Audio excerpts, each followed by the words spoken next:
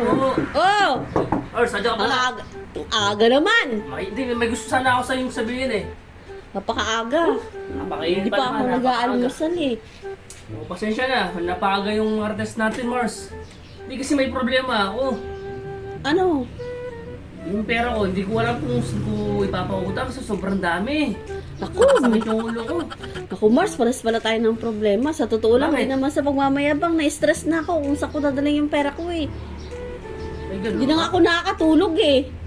Parehas pala tayo ng problema, no? Ako nga, sa sobrang lagi sumasakit yung ulo ko dahil sa sobrang dami ng pera ko. Hindi ko alam kung saan ko ilalagay. Ang balak ko sana, bibigyan sana kita ng pera. Eh, naku, hindi ko na matatanggap yan. Hindi ko na nga alam kung saan ko dadalhin yung pera ko eh. Saan ko ayos? Siguro, sige. Naisip ko na, Mars. Doon na lang siguro sa kanto, no? Oo! Doon sa mga nangungupahan Oo. doon, no? Ipamimigay ko Pamigay-migay na lang doon. Oo, ibigay ko na lang doon, no? Pero pag kailangan pa nila, sabihan mo na lang ako ah. Kasi para mabawasan naman yung pera ko dito. Sige. Nai-stress. Nakakaisa. Hindi na ako nakakatulog eh. Ako nga, isang buwan na ako hindi natutulog dahil sa sobrang dami ng pera ko.